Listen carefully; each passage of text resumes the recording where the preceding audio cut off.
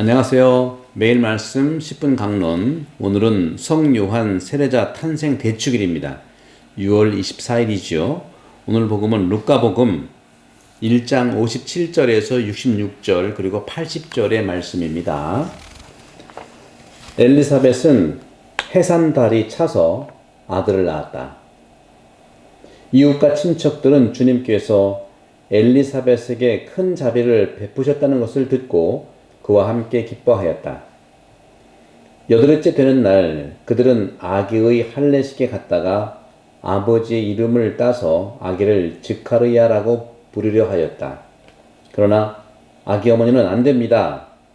요한이라고 불러야 합니다 하고, 그들은 당신 친척 가운데에는 그런 이름을 가진 이가 없습니다 하며 그 아버지에게 아기의 이름을 무엇이라 하겠느냐고 손짓으로 물었다. 즈카리야는 글 쓰는 판을 달라고 하여 그의 이름은 요한이라고 썼다. 그러자 모두 놀라워하였다.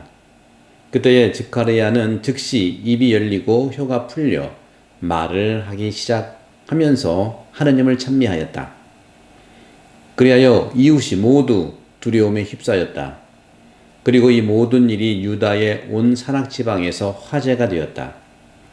소문을 들은 이들은 모두 그것을 마음에 새기며 이 아기가 대체 무엇이 될 것인가 하고 말하였다. 정녕 주님의 손길이 그를 보살피고 계셨던 것이다. 아기는 자라면서 정신도 굳세어졌다. 그리고 그는 이스라엘 백성 앞에 나타날 때까지 광야에서 살았다. 주님의 말씀입니다. 그리스도님 찬미입니다. 네, 오늘 성 요한 세례자 탄생 대축일인데요. 오늘 요한의 할례에 대한 말씀을 나눌 수 있겠습니다.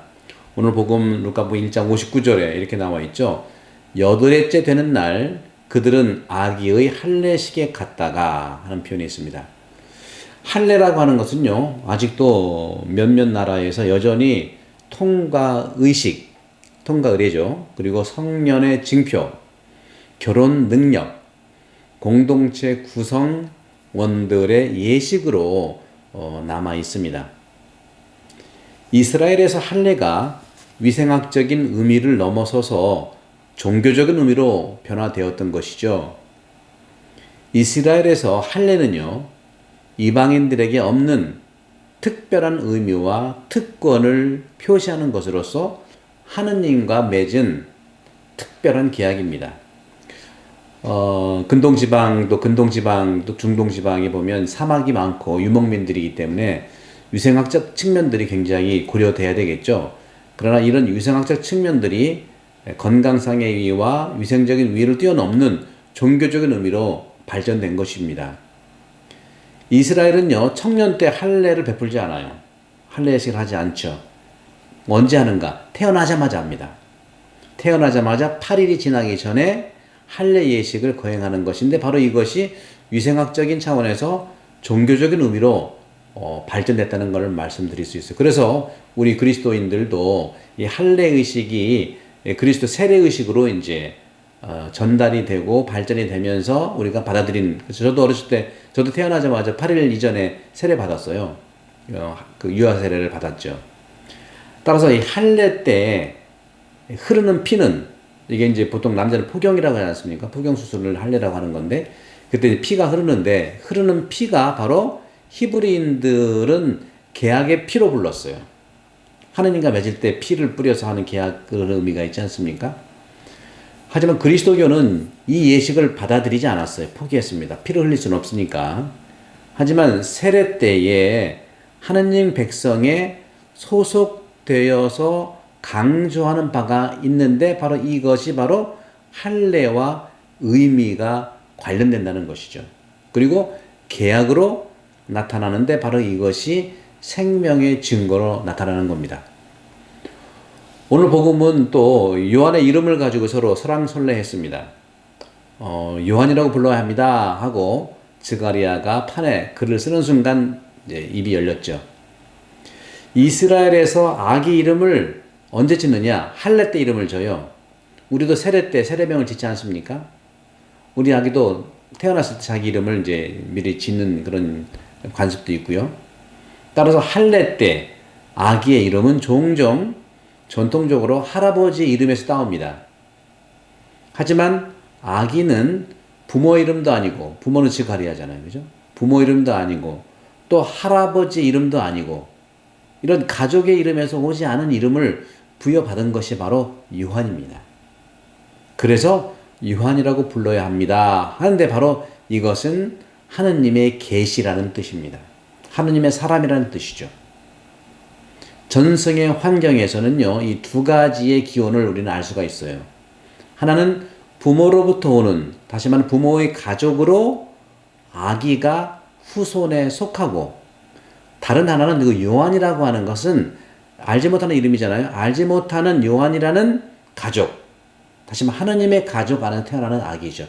우리도 역시 마찬가지예요. 저는 곽승용이죠. 바로 가족으로부터 태어난 이름이고, 세례명은 비오예요. 바로 하느님의 가족, 하느님 가족 안 태어난 정체성. 여러분도 마찬가지입니다. 여러분들은 가족의 이름이 있고요. 또 세례명이 있지 않습니까? 생물학적인 가족의 구성원, 하느님의 가족의 구성원 다 함께 태어난 겁니다. 예언자들은요, 본디 그렇게 발생했고 그렇게 부르심을 받았습니다. 하느님은요, 그들의 이름을 바꾸어 주세요. 하느님께 신뢰와 하느님의 일을 완성하도록 봉헌되는 순간이기 때문에 그렇습니다.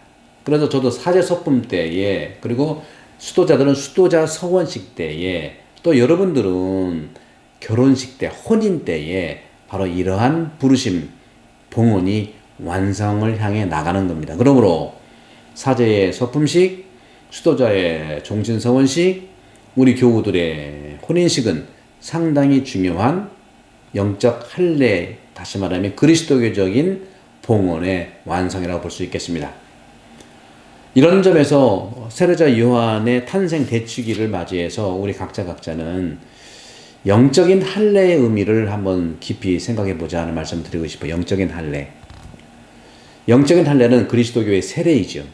그리고 이 그리스도교의 세례는 영적인 할례를 뛰어넘는 봉헌의 완성을 얘기합니다. 사제로서, 수도자로서, 여러분 가정을 꾸리는 가정의 그런 사도로서 교회를, 수도원을, 또 가정을 일구는 봉헌의 완성자라는 뜻이겠죠. 영적인 할례.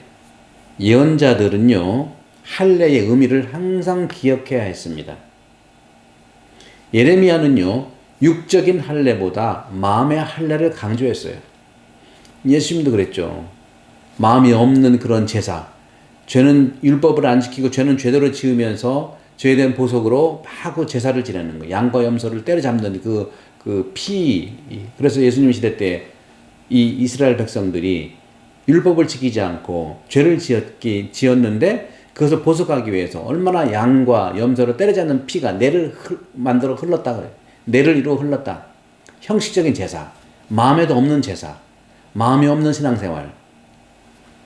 영적인 할례는요, 하느님과 인간을 향한 올바른, 의롭고 의로운 태도를 살아가는 겁니다. 하느님은 당신 백성을 방문하실 때에, 찾아오실 때 하느님에 의해서 우리가 이미 영적 할례를 받게 된 것이고, 또 주님께서 오시는 재림 때 완성되는 것입니다.